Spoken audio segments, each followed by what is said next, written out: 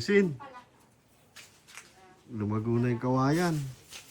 Uy, ba't nga magbibidyo ka pa? Eh, nang ano ka. Bakit ka magbibidyo na? This is my vlog. Matay na yung kawayan. May pugad dun. May pugad ng ibon. Ano ito? Yung rubber tree ni Bebe. Ang laki na. Giant rubber tree na. And yan, nililinis natin to. Nandito sa pader kanina. Hindi ko na nakunan. Ito. So, tutuloy natin. Kaya lang mapurol yung ating itak. Daming linisin, guys. Ayan. Daming kalat.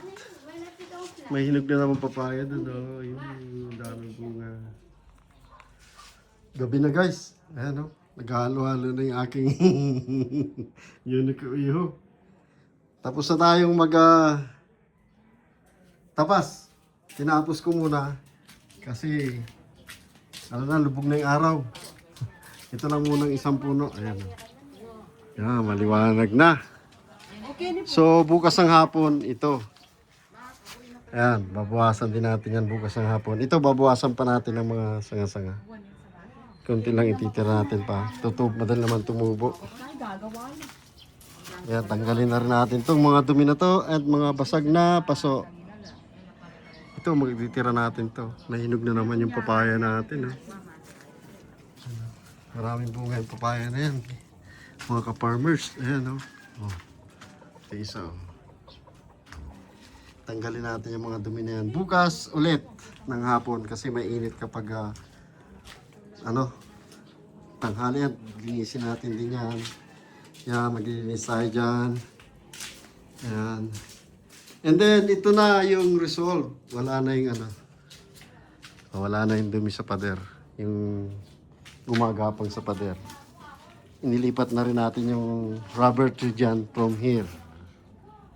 Yan, lipat natin. And then, yun, inayos natin yan. Medyo nalanta nga. Sana mabuhay. Ano yan? Kamyas. Ayan, bukas natin. Ito yung mga tatanggalin. Ayan, hahanap tayo ng maghahakot ng basura. So, ayusin natin bukas yan. Ayan, daming bunga din ng papaya dito. So, meron tayong 3 puno ng papaya. 2 dun sa may roadside, 1 dito sa may garahe. Ayan, so bukas ulit kasi tin-reskill natin. Tumatakbo yan. Tumaandar pa yan. Hindi wala lang gumagamit. Si Doc, yung nagbabantay dito. So ayan, and medyo mapurol yung ating ito sa kusina. Ito mapurol. So bibili tayo sa Marinduque niyan. Para pang dito, panlagay dito sa bahay, pantabas. And yan yung natapos natin. So ayan na, maganda masyang tingnan sa labas. Ayusin natin yung gutter. Next project natin yan, gutter. Bukas ng umaga yun. Linisin natin bukas ng umaga. Ayan guys, gabi na. Ayan, kahit gabi na, inalis na rin natin yung tampak natin dito na pinutol ng mga kawayan.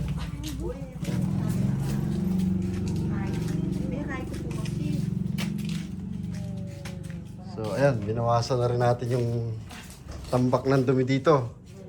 So bukas na natin itutuloy yung paglilinis kasi gabing-gabi na. So sinong gustong paso, taniman ng halaman. So bukas ulit, ayan. Bukas ulit tayo maglilinis ng kawayan, yung isang puno. Isang puno naman dun, Yun naman babawasan natin. So ito, babawasan pa rin natin ng kaunti. Mga sanga. Ayan.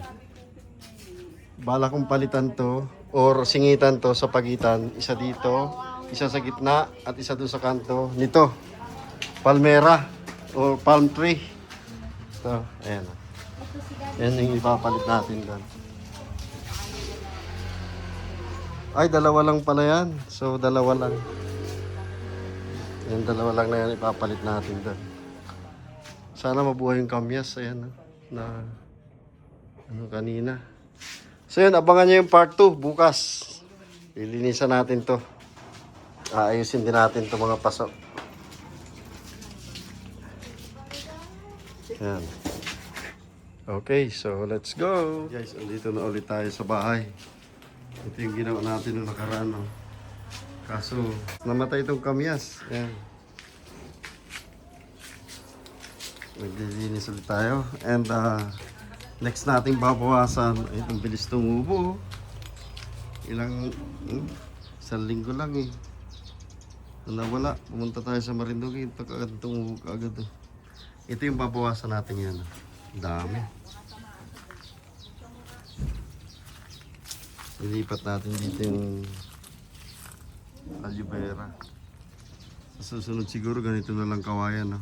Mas ano siya, matagal lumago. Ilang taon na yan pero nasa 10 years na yata yan.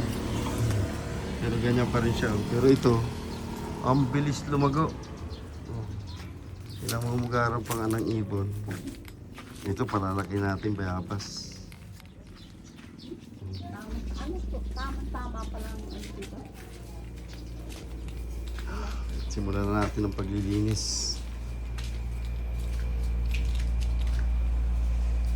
Buksan mo yung aircon. Isara mo dapat yung bintana. Pag binuksan mo yung aircon. Nakasara na lahat. Oh, let's go.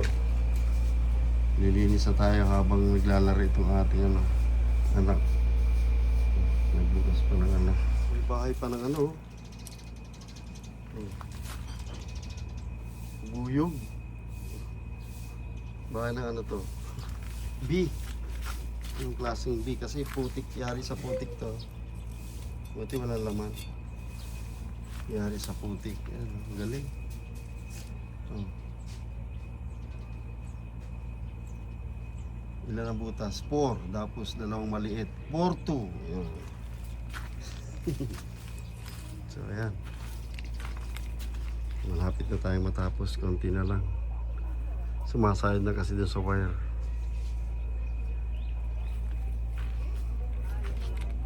Dami na kaagad tambak. Oh. Kasi yung palang yan, inubos na rin natin dyan. Kaunti na lang. Let's go. Ito na mga ka-farmers, ang resulta. Ayan, wala na yung kawayan. Wala na. Papalitan natin ng palmera. Ilalagay natin yan sa malaking paso para hindi lumaki. Para pwedeng ilipat. Ayan. Isip tayo ng paraan para mawala yung bungo ng kawayan na yan. O puno ng kawayan. So malinis na. Ayan natin yung bandang likod. Ayan, andito pa rin yung ibang halaman. Ito na yung likod ngayon. Ayan na. Medyo pinawasan din natin itong kawayan na to. Malinis na. So, ito yung susunugin natin.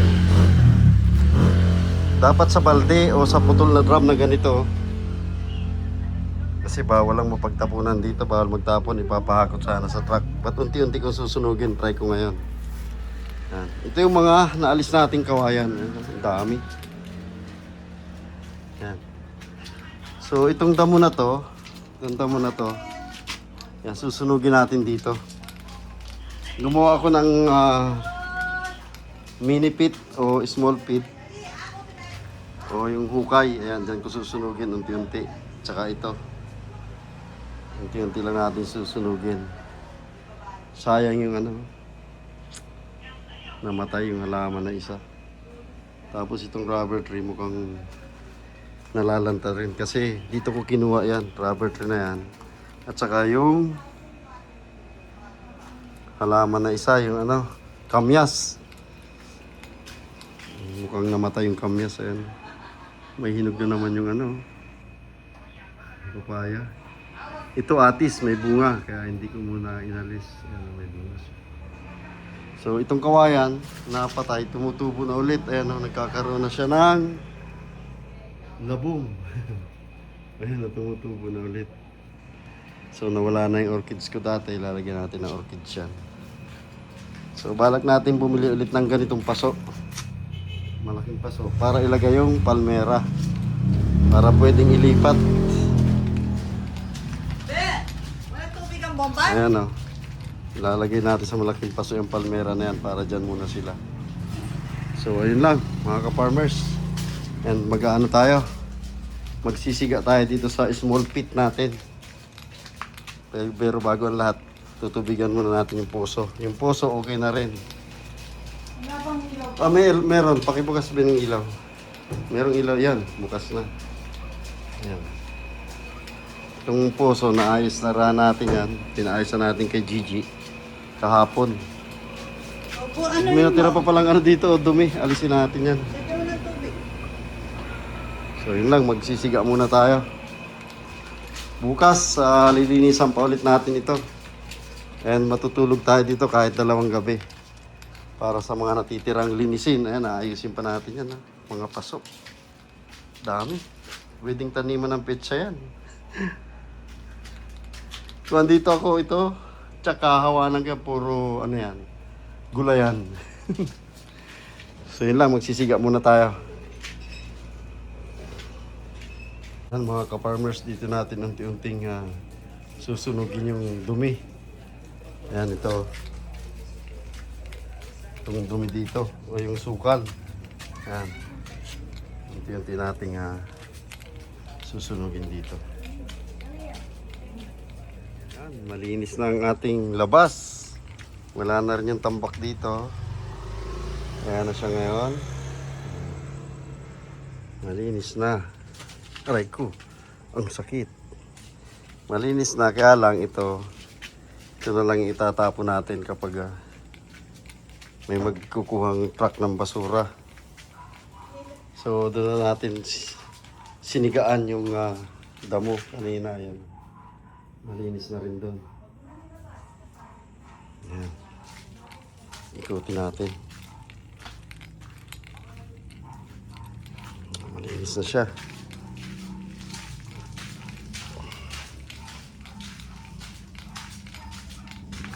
Malinis na rin dito.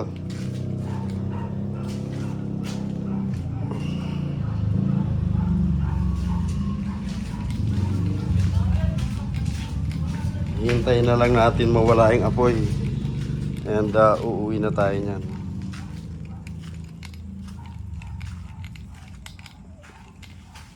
So yun lang mga ka-farmers. Tapos na tayo maglinis.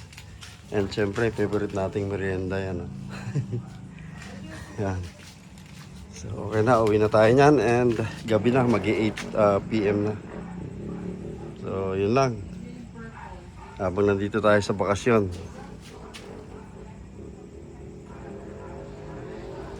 Okay. Let's go na. Uwi na tayo niya. Dito na lang pala. Loob na lang lilinisin natin bukas. And tapos na.